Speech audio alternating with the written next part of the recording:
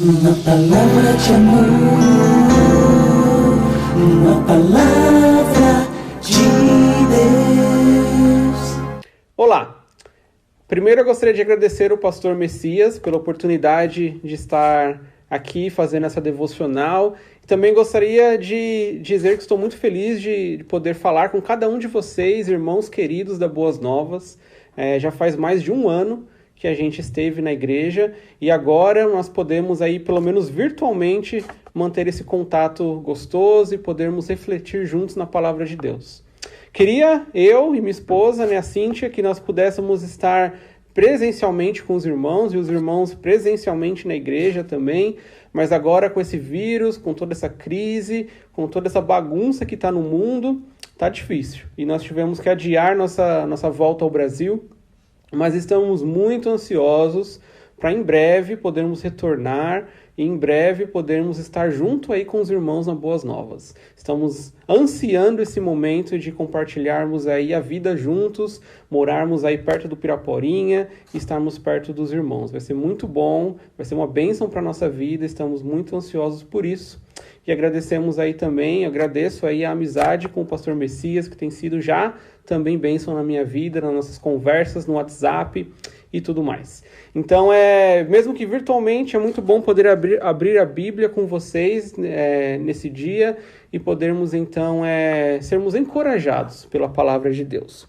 E nesse tempo, eu queria comentar um pouquinho sobre como igreja, nós precisamos estar unidos. Sobre como, mesmo no isolamento, nós precisamos nos lembrar que não existe isolamento entre nós e o Espírito Santo. Não existe isolamento entre o Odir Ricardo e Deus. Eu não tenho uma quarentena entre quem eu sou e o Deus que eu sirvo.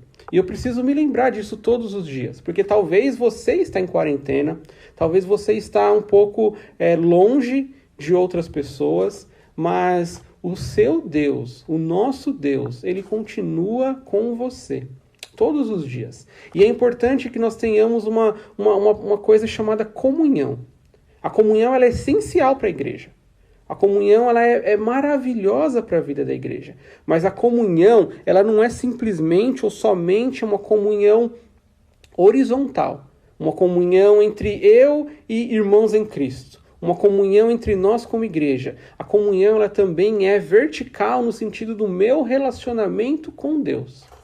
E é sobre isso que eu queria falar um pouquinho e ler um pouquinho com os irmãos na palavra de Deus.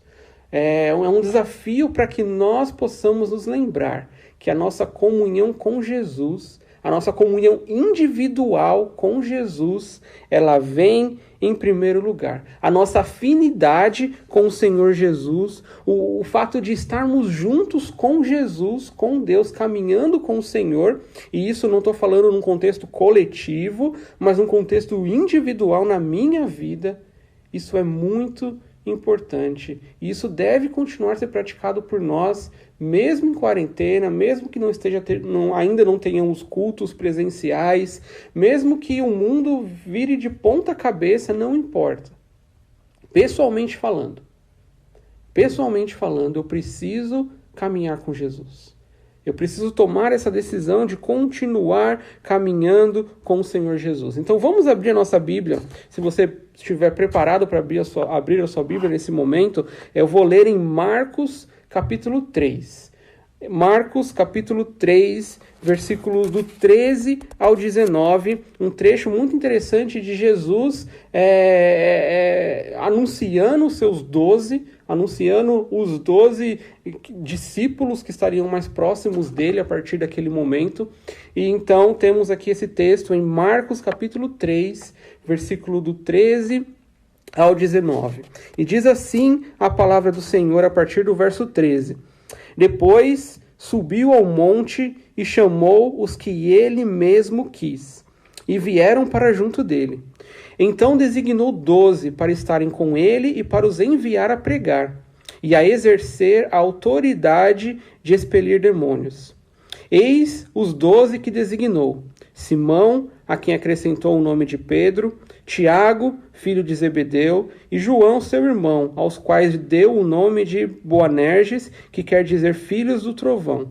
André, Filipe, Bartolomeu, Mateus, Tomé, Tiago, filho de Alfeu, Tadeu, Simão, o Zelote, e Judas Iscariotes, que foi quem o traiu. Nesse trecho aqui de Jesus, em que ele sobe ao monte, esse cenário ideal para a época em que o Senhor está querendo comunicar algo importante, está querendo trazer um ensinamento importante, ele sobe nesse monte, ele chama aqueles seus discípulos e ele escolhe 12 para estarem com ele. E eu quero enfatizar nessa devocional o versículo 14. O versículo 14, ele é fantástico, porque ele mostra uma ordem maravilhosa de Jesus. Ele diz assim, que Jesus designou 12, esses 12, né, que depois vamos chamar de apóstolos, esses 12 homens que estão mais próximos aí na caminhada com Jesus a partir de agora.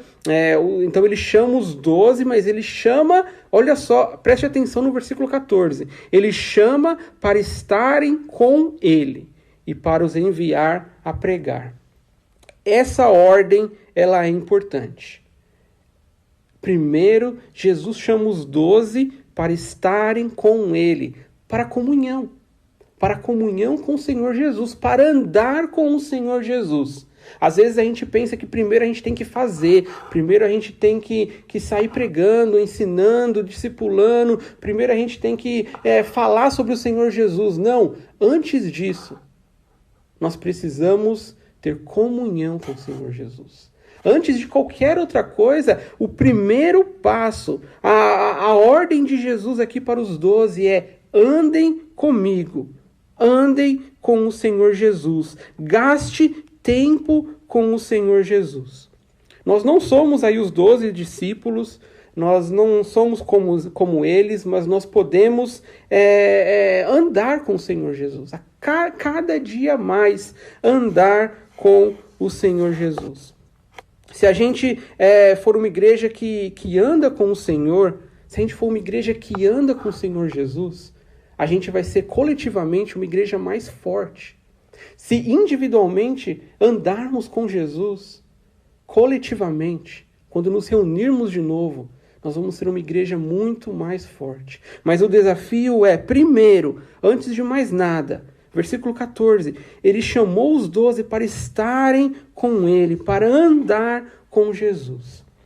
Quando eu passei um tempo na Austrália, os irmãos devem se lembrar aí que na época que eu ainda estava na Boas Novas, eu viajei à Austrália para estudar inglês e Deus me ensinou muitas coisas naquela viagem na Austrália. Mas uma coisa muito legal, logo no primeiro dia, assim que eu cheguei na Austrália, foi 2012, um rapaz estava lá na mesma casa que eu estava morando, e ele pegou e disse assim: Odir, eu vou te levar para conhecer a cidade, eu vou te mostrar aqui. Então ele foi comigo, eu segui ele, e ele foi me mostrar lá o cartão do metrô, ele foi me mostrar como usar o metrô, como recarregar o cartão, ele foi me mostrar como usar o ônibus, como chegar na escola, como comprar comida no mercado. Ele foi me mostrar tudo o que eu precisava por estar num país novo, por estar vivendo uma vida completamente nova, num lugar desconhecido para mim.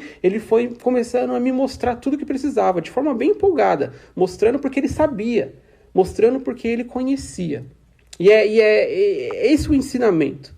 Isso que é interessante. Esse rapaz, ele me mostrou tudo ali porque, primeiro, ele já tinha vivido ali. Porque ele já conhecia, ele já estava ali na cidade.